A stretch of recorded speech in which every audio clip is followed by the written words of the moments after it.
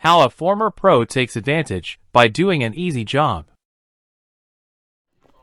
As Akin's shop fills up, a total of 35 dwarven blacksmiths take their places. At the head of the assembly, Akin lounges casually with a pipe in his hand. His relaxed demeanor does little to quell the growing curiosity and mild impatience of the gathered crowd, as these blacksmiths are usually engrossed in their own work.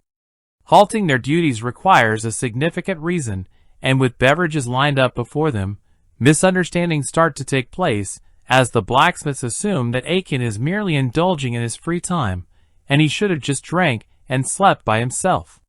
This uncertainty ripples through the assembly, filling the room with tension, and the unvoiced questions linger in the heavy air. Finally, Akin pulls out a parchment and informs the blacksmiths that this intricate blueprint was hand-drawn and delivered by a young lad who needed them to fabricate an item for Fahelia. Among them, a bald-headed blacksmith lets out an amused chuckle, labeling the child cheeky and speculating the blueprint to be merely a borrowed concept. However, Akin dispels that notion, as his demeanor turning serious and acknowledging that he too had the same doubts, but opens up the blueprint fully, laying it bare for everyone to inspect. A stunned silence sweeps over the gathering as the blacksmiths process the detailed design before them. Doubts creep in, sparking questions about the design's seriousness. The blueprint sprawled on the table is anything but ordinary. It's a veritable gauntlet thrown down. With an authoritative tone, Akin reveals the true purpose of the blueprint. It outlines the construction of a machine designed to produce paper, which stirs up memories of an event 5 years ago, when an individual from the East had harbored a similar ambition to manufacture top-tier paper. Unfortunately, the collective skills of the blacksmiths at the time had proven insufficient, unable to meet his high standards. The resulting sense of humiliation and shame had been so overwhelming that they had nearly renounced their hammers in despair. Lifting the blueprint for all to see, Akin makes a proud declaration stating that an innovator in Fahelia has managed to conceptualize the technologies and ideas they could not fathom half a decade ago, and now seeks their assistance. As the passion in their eyes appear, Akin lets out a weary sigh. His message is clear: if none among them have the guts to take on this challenge, he is prepared to step up to the task by himself, gaslighting the other blacksmiths with his words, and ends up disheartening Ponytail Smith and pleads for Akin to reconsider. Another blacksmith intervenes, bringing up the substantial amount of work Akin would inevitably leave behind, but reassure them that he will place his burden on his unsuspecting apprentice. Moreover, if Akin were the only one to depart, they would face a labor shortage in Fahelia, thus causing the murmuring to stop suddenly. Suddenly, each blacksmith is vying to join the project, clamoring over one another to get closer to Akin and his tantalizing blueprint. With excuses filling the air, some argue that their presence on a mere business trip is warranted. Akin, having anticipated this commotion, observes how the blueprint has ignited a spark of interest among the blacksmiths. Their previously expressed doubt has turned into an uncontrolled frenzy, and as chaos ensues, Akin raises his voice, "Shut up!" booming above the clamor. His words demand an immediate halt to the frenzied scrambling, stating that if everyone rushes off on this endeavor, he warns them that the forge will be left unmanned, and would cause a disaster for their ongoing commitments. He declares that only half the crowd can embark on this journey, causing everyone to start exchanging heated glances as they begin to weigh their options. Akin stands firm in his decision, suggesting that they need to establish who gets to partake in this journey, and he has just the idea for it. Upon hearing Akin's proposition, the crowd concurs. A moment later, Ben checks up on his master to ask him something, but he stumbles onto a chaotic scene, a surprisingly physical solution to the problem of allowing only half of the blacksmiths to go to Fahelia. Apparently, this is the blacksmith's way of sorting out their disagreements. A free-for-all fistfight. A rough-and-tumble melee where no punches are pulled. Indeed, they even resort to yanking each other's beards. This is the unspoken code of the dwarf blacksmiths, the devoted craftsman of the forge for generations. Observing the commotion, Ben gently closes the door, not wishing to interrupt their intense confrontation, seemingly being no stranger to this particular method of conflict resolution. Meanwhile, Prince Arel is lounging lazily in his territory, calculating that it will take at least 5 days for the dwarves to reach him, and wonders how to pass the time until their arrival. Excited, he leaps from his chair that was apparently placed on the bed. Comment down below if you ever placed your chair on the bed like Prince Arel. After all, he will always find a shortcut to his comfort zone. Devoid of any immediate tasks, Prince Arel wraps himself into a cozy burrito using a blanket and proposes a delightful idea to himself: a nap. His plan is disrupted, however, by a sudden, ear-piercing screech from Fly. Angered by the disturbance, the prince rises and wonders why Fly has suddenly become so loud. Looking out the window, he spots Fly tumbling downward, an unusual sight considering Fly's ability to, well, fly. The prince's bewilderment escalates as he ponders how such a young griffin could have climbed to his room in the first place, let alone achieve such a swift descent. The scene becomes even more surreal when Princess Kanya steps in just in time to catch the plummeting Fly. With a comforting whisper, she reassures Fly she will help him go higher, and launches him back into the air with a mighty toss. Just then, Prince Arel emerges from the castle and confronts Princess Kanya, asking if Fly had done something wrong like tug at her dress. The princess denies any misbehavior on Fly's part, and as she was distracted by the prince, she fails to catch Fly on his descent. The sprawled Fly reminds me of a scene of Yamcha. Alarmed by what he just witnessed, Prince Arel questions Princess Kanya's intentions. She insists it's a misunderstanding, merely a training exercise, leaving the prince flabbergasted as he contemplates whether her actions constitute training or abuse. And so, we unravel the complete sequence of events behind this spectacle. Earlier, when everyone else had been assigned various tasks, Princess Kanya alone found herself without duties, free as a bird and aimlessly wandering the castle grounds. Asha and Sena, engrossed in their respective obligations, had little time for her. So her daily routine consisted of feasting, training in swordsmanship, sleeping, and then repeating the cycle. Being the restless spirit she is, boredom soon got the better of her, and during her snack break, Fly stumbled upon Kanya's line of sight as he was frolicking in the castle garden. This serendipitous encounter spurred a brilliant idea in her mind. Little did she know, however, that this would mark the beginning of Fly's misfortune. Princess Kanya makes her intentions clear, as Fly is destined to be a riding beast, and so his training must commence without delay. Witnessing her relentless training regimen for the seemingly distressed griffin, Prince Arel realizes the motive behind her actions. He watches as Kanya attempts to rouse Fly by shaking him, much like a child would a stuffed bear, and broods over this scene, regretting that he should have taught Princess Kanya common sense alongside her swordsmanship lessons. But seeing everyone else busy and himself with time to spare, he contemplates the idea of engaging in some sibling play with Kanya. However, he struggles with the notion, given his history. In his past life, his blood relatives had strained relationships, characterized by frequent conflicts. The most normal interaction he could recall was a somber conversation held at a deathbed. Thus, a seasoned individual like Prince Arel finds himself at a loss for what to do in this unfamiliar situation. While deep in thought, he swoops in, rescuing Fly from Kanya's clutches and setting him free. This act leaves Princess Kanya bewildered, her training session abruptly interrupted. Tears of relief stream down Fly's face as he takes off, free from his strenuous ordeal. Prince Arel, presenting himself as the savior, declares that he should strive to be an exemplary younger brother in this life. Seeing Fly out of the picture, he suggests to Kanya that they should spend the day playing together. During a tense chess match with Prince Arel, Princess Kanya's patience wore thin. While she possessed a basic understanding of the game was way too hard. Submitting to her irritation, she sent the chessboard flying. Prince Arel, taken aback, hadn't expected such a dramatic reaction to a mere game. But Princess Kania wasn't finished. She voiced her complaints, criticizing Prince Arel for not simplifying the game for her. Declaring her intention to quit, she expressed the game's demanding nature. Prince Arel had picked chess precisely to stay indoors and avoid going outside.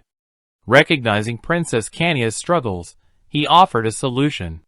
Handing her a mystical artifact, he assured her it would enhance her cognitive abilities. In their rematch, Prince Arel's vast expertise was obvious, making him feel a bit guilty. As they played, he hoped that the mystic relic would give Princess Kania a fighting chance. Yet, the atmosphere grew dense as Princess Kania's anxiety became increasingly obvious. As time ticked on, the relic, unable to bear the energy it channeled, shattered abruptly. Acting on her mounting frustration, Princess Kania unsheathed her sword and with swift precision, sliced the chessboard into even quadrants. Prince Arel could only watch in disbelief. He wanted to explain that the board wasn't merely for recreation, it was a work of art. Basking in the aftermath of her bold move, Princess Kania turned to Prince Arel, an impish smile playing on her lips, and asked their alternatives now that chess was no longer an option. A bit off balance, Prince Arel took a moment. Going outside into the cold was hardly appealing. Trying to redirect the situation, he asked what she did on her free time, revealing that Princess Kania spends her time training, and training even more. The difference in lifestyles became evident with Prince Arel accustomed to leisurely pursuits versus Princess Kania's dedication to her martial training. This stark contrast made him reflect upon his own choices. Suddenly, a familiar sound echoed, and the hunger between them was evident. Prince Arel took this opportunity and proposed a culinary adventure. While Princess Kania's initial reaction bordered on skepticism, the thought of crafting a meal together could potentially be the bonding experience they needed. While Princess Kania had a notorious reputation for her culinary disasters, she voiced doubts about the need for such a talent. Prince Arel countered, suggesting that a knight of her stature be competent enough to whip up a basic meal. Knights, throughout history, weren't just defenders or companions. Their adventures battling creatures and safeguarding kingdoms often brought unforeseen challenges. While one might endure without food for days, prolonged hunger could be lethal. Driving his point home, Prince Arel emphasized the importance of cooking in a knight's skill set, providing Princess Kania with a slew of persuasive reasons. Reluctantly, she conceded to the prince's culinary endeavor. Keen to boost her morale, Prince Arel promised her his unwavering support.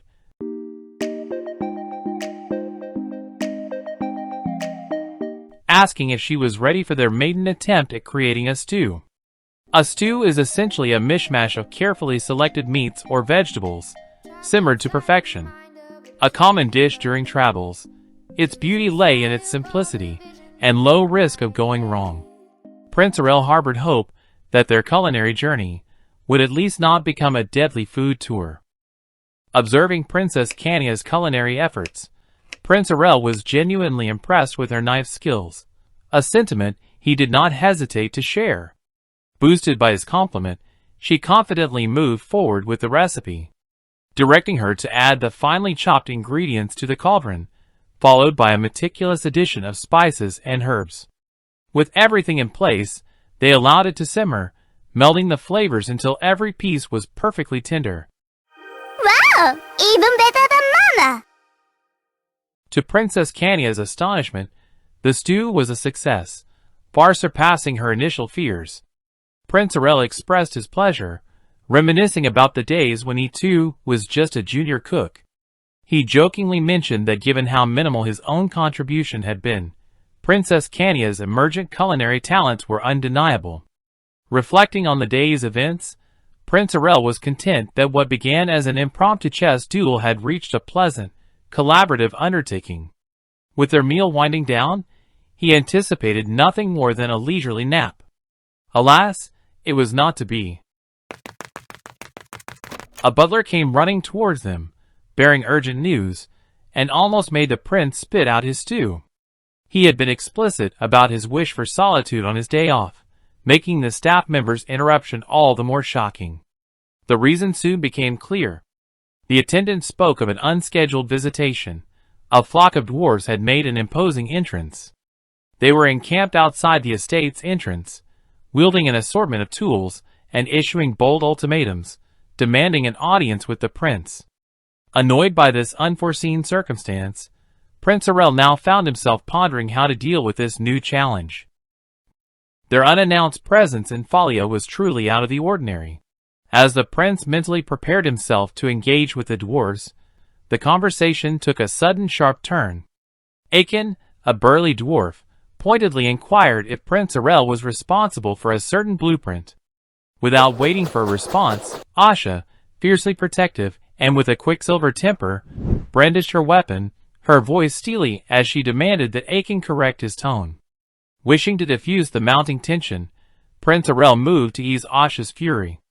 Dwarves, though familiar with human etiquettes and power dynamics, often opted for a more equal approach, especially those like Aiken, whose reputation in crafting was unsurpassed. Such dwarves occasionally showcased an unrefined demeanor, taking pride in their skills over politics. Aiming to sidestep an escalating argument that might result in a physical confrontation, Prince Arel confessed that he was the one who drew the blueprint. However, Aiken, with a deeply suspicious gleam in his eyes, countered, insinuating that the prince might be shielding the true genius behind the blueprint. As the room's tension neared a breaking point, with Prince Arel's patience thinning, he gave a heated command to Asha. Off with his head! But before swords could cross and grievances escalate, a group of butlers, seasoned in mitigating such altercations, promptly intervened, managing to prevent a brawl from erupting. They worked to keep the peace, recognizing that discussions were best settled through dialogue and not duels. Amidst murmurs and shared glances, Aiken and his fellow dwarf blacksmiths harbored skepticism about Prince Arel's claims regarding the blueprint. Despite Prince Arel's repeated statements, doubts still lingered. Puzzled, the prince pondered their early arrival at his estate, noting a prior letter would have ensured a more fitting welcome. For Aiken, letters symbolized incomplete and insincere dialogues, which he found distasteful.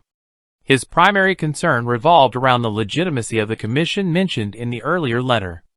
Prince Arel, seeking to relieve these concerns, highlighted Falia's shortage of skilled blacksmiths. The intricate designs within the blueprints led Aiken to voice a belief. They were beyond the capabilities of mere humans. This implied, in Prince Arel's understanding, that only the dexterous hands and keen minds of dwarves could bring such a machine to life. Unyielding in his claim, Prince Arel emphasized his role in drafting the blueprint, going so far as to label himself a genius in the process. However, the boldness of Prince Arel's claims left the blacksmiths baffled. In their eyes, his grand proclamations bordered on madness. Yet, unbeknownst to them, this was exactly the reaction Prince Arel had hoped to entice. He was well aware that sometimes, mirroring the seemingly irrational can be the key to persuading the staunchly skeptical. Before they could dive into the intricacies of payment, Aiken interjected with an air of finality. They hadn't traveled to Prince Arel's abode with mere commerce in mind. Their decision had been solidified long before their arrival. Their interest wasn't anchored in the prince's wealth or promises, but rather in the allure of the project itself. Prince Arel still sought clarity on the blacksmith's intentions, especially considering no discussions had been made regarding costs and labor estimates. Aiken's dismissal of these financial aspects was not rooted in recklessness, but rather a calculated choice.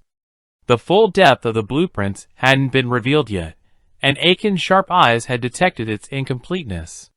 He realized the remaining pieces of the blueprint were leveraged, and the blacksmiths would need to commit before the prince would unveil the entirety of his vision. With the anticipation of seeing the blueprint's entirety hanging palpably in the air, Prince Arel's reluctance to reveal all was a strategic move.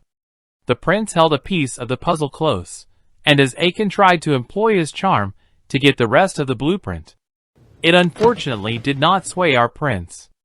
With the blueprint right in front of the dwarves, Aiken couldn't help but reach for it, only to find himself being teased by Prince Arel as he starts pulling the blueprint away from his reach. Aiken's temper, already simmering, flared. His eyes flashed as he questioned the prince's intentions. This was no mere trinket or piece of art. It was an intricate device that, once built, could change their world. Yet Prince Arel seemed almost playful in his withholding.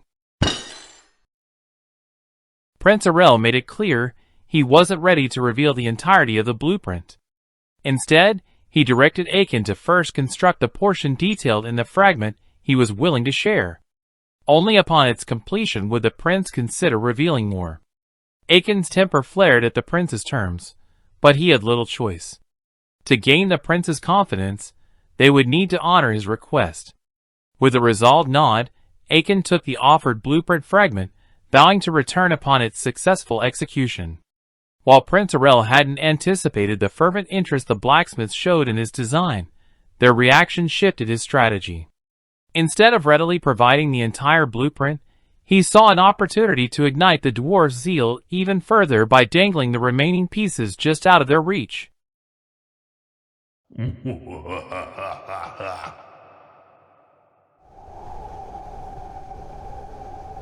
A day later, Aiken placed the first piece in front of Prince Arel.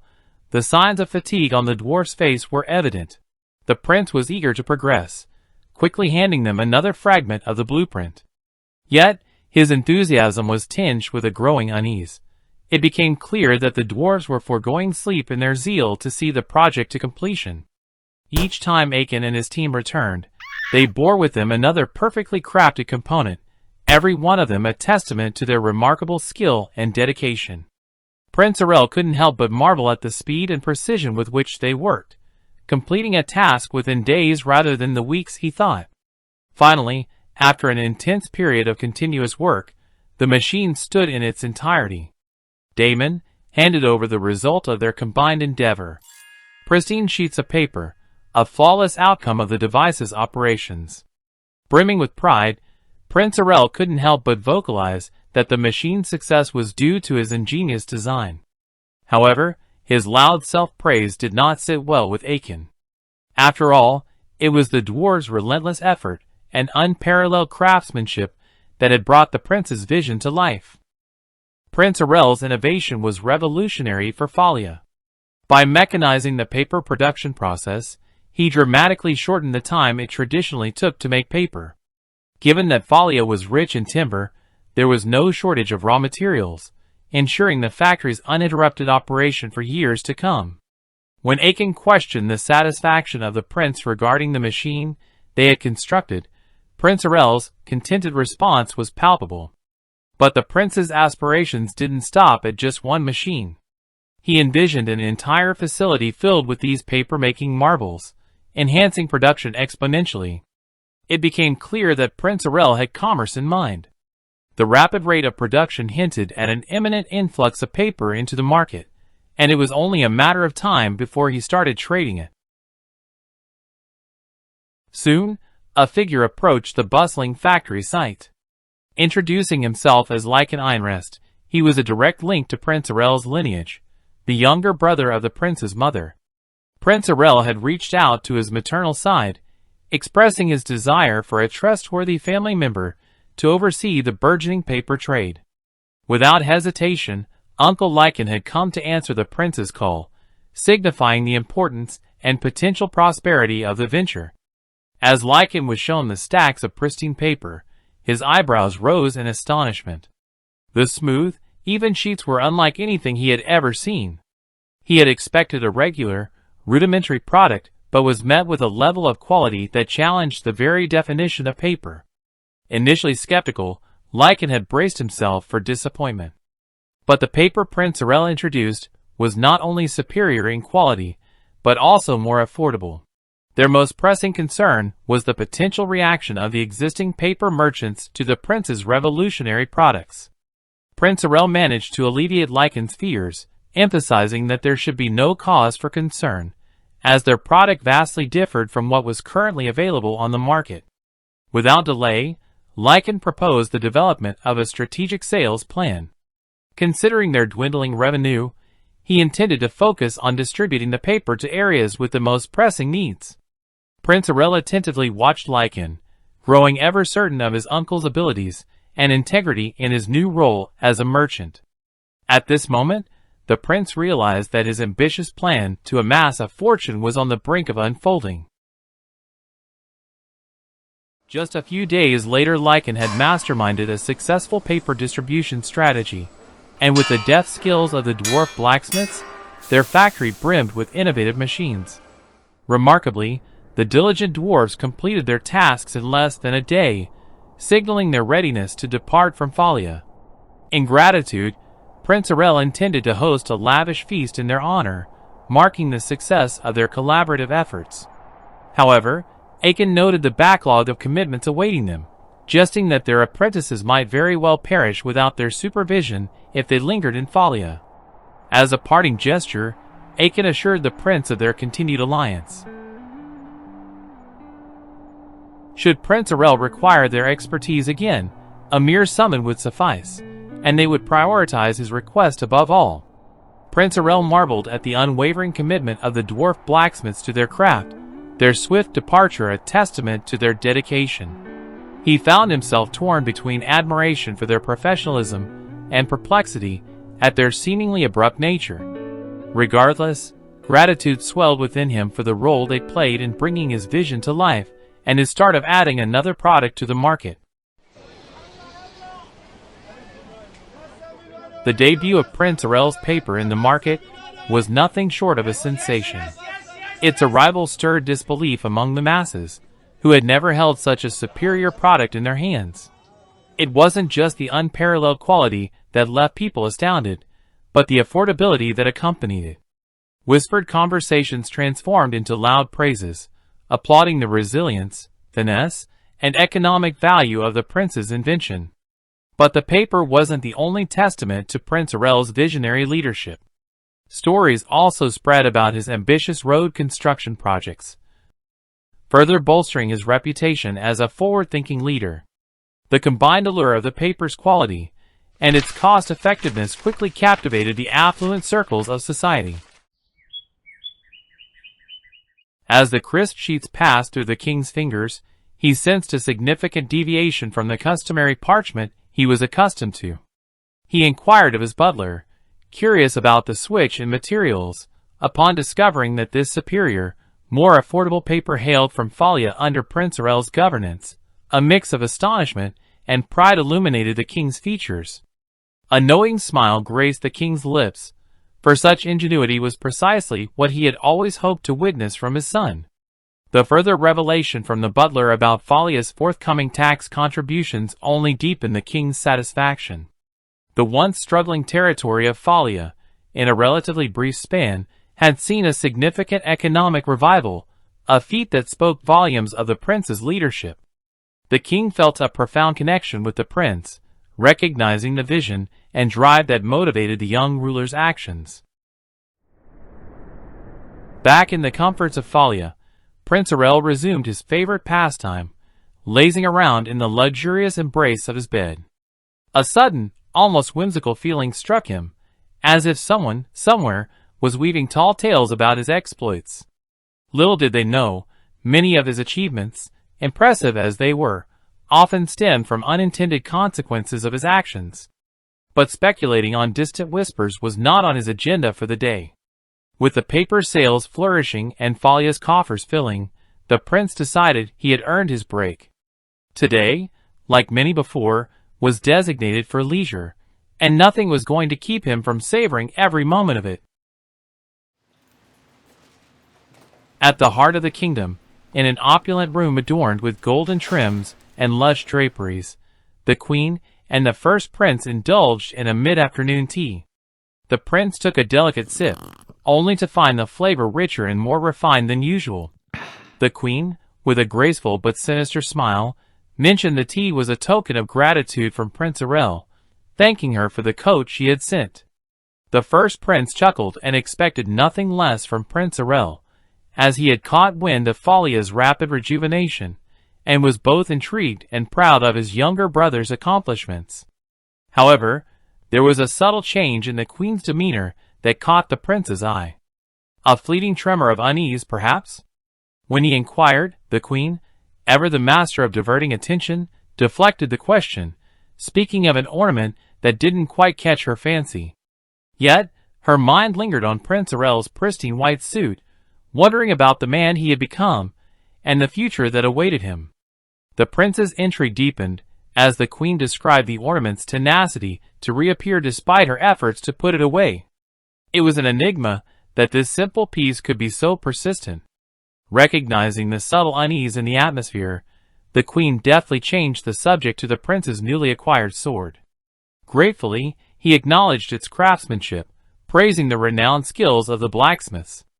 Each curve and gleam of the blade was a testament to their unparalleled skill. The queen's disposition shifted abruptly, reminding Prince Gil of the weighty responsibilities that lay on his shoulders as the future king. She impressed upon him that wielding a sword of regal stature was an intrinsic part of his role, urging him to embody the demeanor and mindset of a monarch. Prince Gil absorbed his mother's words, aligning with her expectations without reservation. However, the queen seemed to harbor lingering resentment towards the unexpected gesture from Prince Arel, who had developed the paper in follia as a token of gratitude for the coat. The notoriety of this development seemed inescapable, persistently reaching the queen's ears despite her attempts to distance herself from it. Furthermore, it became a source of ridicule, casting a shadow on her family's reputation, much to her dismay. The queen, known by her birth name, Alia Prash, hailed from a lineage that monopolized the paper trade within the realm. The Prash family was the sole proprietor of a lucrative business that imported exclusive varieties of paper from foreign lands. Historically, there were two primary sources for paper imports. One stemmed from the Merman Empire, while the other originated from the distant realms of the eastern continent. However, due to historical skirmishes and conflicts with the kingdom, the importation of paper from those territories was staunchly prohibited, severing ties and trade relations. This embargo had inadvertently placed the Prash family in an advantageous position, granting them an uncontested monopoly on the lucrative eastern trade routes. Their exclusive access to these connections allowed them to amass substantial wealth, flourishing over the generations as the dominant force in the kingdom's paper commerce sector. A surge of resentment overwhelmed the queen. In her eyes, her family had bestowed the kingdom with unparalleled luxury, offering commodities that were once out of reach for most. It was a bitter pill to swallow that the alliances and loyalties woven over the years would unravel so quickly over a new product. Her anger found a singular target, Prince Arel. She perceived his innovations as a blatant assault on her family's legacy, a legacy that had bestowed riches upon the kingdom for generations. It seemed as if Prince Arel's ingenuity had tarnished the Prash family's monopoly, an act she considered equivalent to betrayal. With her heart pounding in her chest, she stormed into her private quarters, her movements a frenetic dance of rage and desperation. She hastily rummaged through a drawer, retrieving a piece of parchment before immersing herself in the furious act of penning a letter. Her hands moved with fervor, the ink barely had time to dry as her thoughts translated into dark, determined strokes on the page. As she concluded her missive, a cold resolve settled in her heart. It was clear that the time for passive observation had passed. The queen could no longer afford to sit idly by, allowing Prince Arel to further his ventures unimpeded. The line had been drawn, and the queen was ready to defend her family's honor, even if it meant igniting a fire that could consume the very foundations of their kingdom.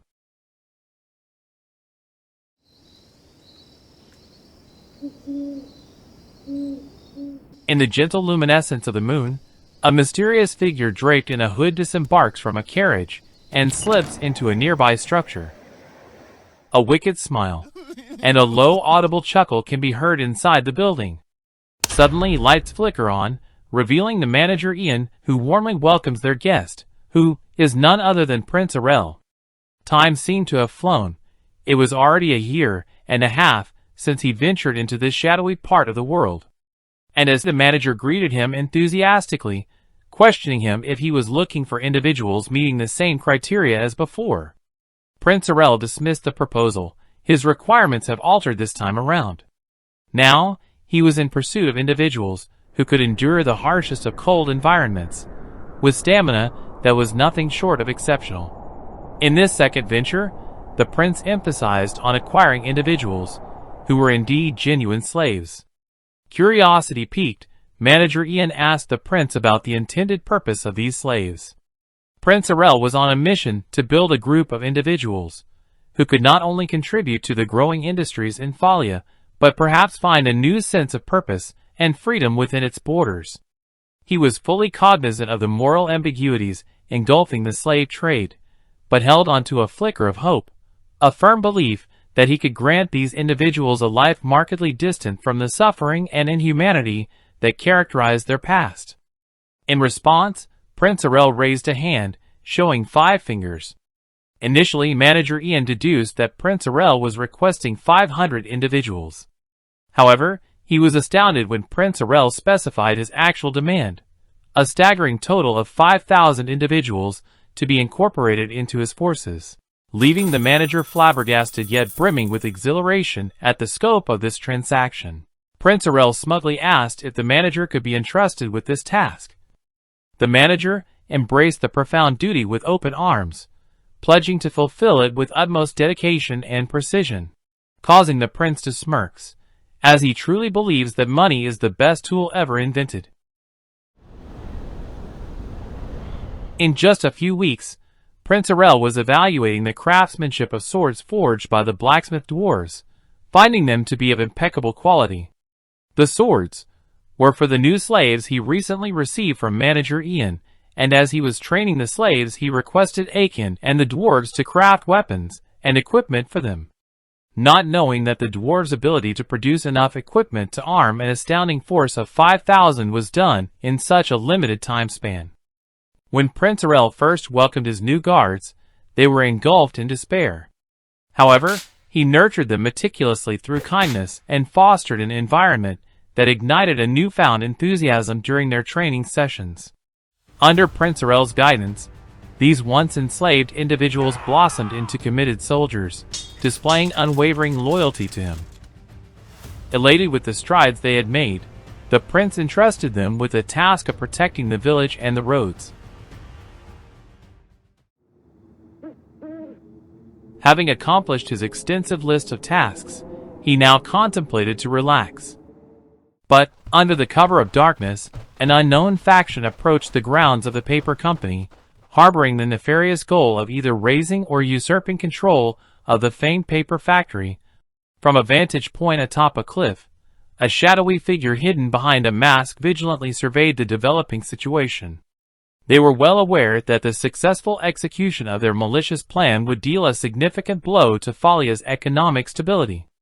The vigilant masked man discerned that their client harbored a deep-seated animosity towards the ruler of Thalia. Nonetheless, the masked operatives remained unswayed by this personal grudge, as it was unrelated to their core objectives. Upon noting the minimal resistance, merely a pair of guards barring their path, the masked figure found the task of neutralizing them to be relatively straightforward. With the guards dispatched with ease, the figure then received new orders to eliminate all staff within the factory and to render the machinery inoperable. Much to their astonishment, the building stood vacant. The masked operative was surprised by the sudden illumination from a nearby source, mistaking it for some form of sorcery. Almost immediately, soldiers stormed the building, raising an alert about the intruders on the premises, having already apprehended a few of them outdoors. Orders quickly came down the chain of command to apprehend the masked figures, with a stern directive to use lethal force should they encounter resistance. Caught in the throes of panic, the masked operative contemplated a hasty withdrawal, but found themselves encircled and ambushed by the guards. Stunned that their intelligence was wrong, the earlier information indicating that Thalia had a mere force of around 200 guards turned out to be incorrect. Prince Arel, flanked by Asha and Sena, arrived at the critical site, fully prepared to face an attack on the factory. The masked operative, finding themselves cornered, opted for immediate surrender, admitting to carrying out the orders bestowed upon them. Except, Prince Arel reprimanded the masked intruders, highlighting the severity of their offenses, which included trespassing upon the domain of a noble lord without due permission and plotting to damage invaluable resources. He issued explicit commands to his soldiers to interrogate the captives, and to take all necessary measures to prevent any possibility of escape or evasion of justice, not even with death. Asha and Sena eagerly complied with the prince's directives. In the meantime, the masked individual pleaded fervently for mercy, attributing his actions to ignorance. Just as the prince prepared to depart, the masked individual's pleas reverberated throughout the structure, a vivid testament to the gravity of his impending punishment. Under normal circumstances, Prince Arel might have overlooked this incident, considering it a minor inconvenience. However, there existed boundaries that he strictly upheld within his realm. The safety and well-being of his family, friends, and possessions were sacred. Simply put, Prince Arel would never tolerate anyone coveting what belonged to him. He was known to tackle issues with a degree of certitude that left no room for doubt or hesitation. This steadfast approach had been forged through countless cycles of experiences and learning from his past incarnations. The pressing question remains, will the prince finally get some time to rest and relax? Comment down below. I hope you all enjoyed this one. I'm working on catching up to this series before I start on a new one.